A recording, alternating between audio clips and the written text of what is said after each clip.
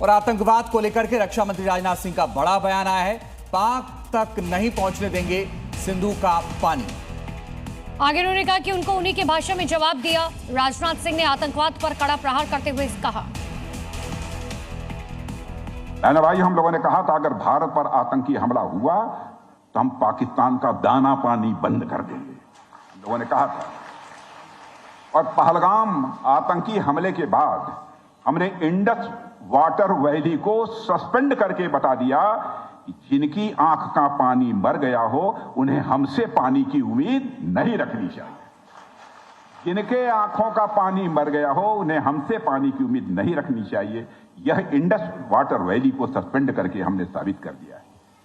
आतंकवादियों के संरक्षकों को और मानवता के दुश्मनों को हम अपनी सिंधु का पानी नहीं जाने देंगे बहनों भाई। और घुसपैठ पर भी राजनाथ सिंह ने बयान दिया। उन्होंने कहा देश में घुसपैठियों की कोई जगह नहीं है, जहां बीजेपी वहां घुसपैठियों को खदेड़ा। बंगाल से घुसपैठिए बाहर किए जा रहे हैं और ये घुसपैठिए बाहर किए जाएंगे, राजनाथ सिंह ने साफ कर दिया। हमने कहा था हर अवैध घुसपैठिए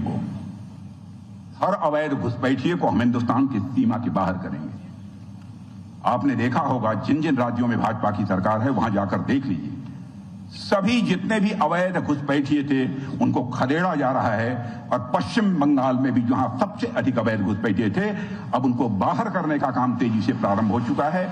आपने टेलीविजन के स्क्रीन पर आपने देखा होगा यूपी के गाजीपुर में 4 साल के बच्चे की गला काटकर हत्या करने वाले हैवान को फांसी की सजा सुनाई गई।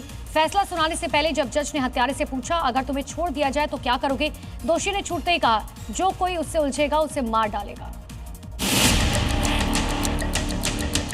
कहा कि मुझसे जो उलझेगा उसको भी मार देंगे। ये बोल किसी और के नहीं बल्कि इस हैवान के हैं जिसे 4 साल के मासूम भांजे को काट कर मार डाला।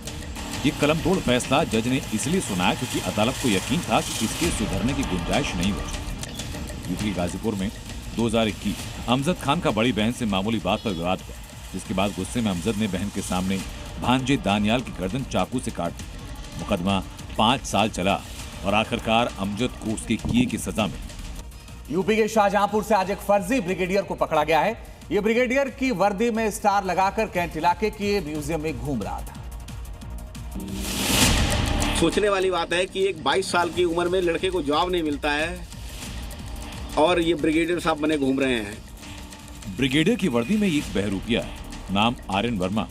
कैंट इलाके में बने म्यूजियम में ये बहरूपिया रॉब के साथ घूम रहा था, जिसे देखकर स्थानीय लोगों ने सेना को खबर दी। जाल बिछाया गया, मौके पर मिलिट्री पहुंची और इस फर्जी ब्रिगेडियर को पकड़ा गया। इस फर्जी ब्रिगेडियर के ड्राइवर के पास से फर्जी आई कार्ड मिला। ये 2 बाउंसर रखता था जिनको एनएसजी कमांडो बताता। और पंजाब को लेकर बीजेपी ने बड़ा फैसला लिया।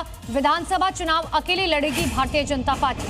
तो बड़ी खबर यह है कि सभी 117 सीटों पर भारतीय जनता पार्टी ने अकेले लड़ने का फैसला लिया है और हाई लेवल बैठक में ये फैसला हुआ है कि पंजाब में आने वाले वर्ष में जो चुनाव होना है उसको लेकर के भारतीय जनता पार्टी सभी सीटों पर अकेले लड़ेगी।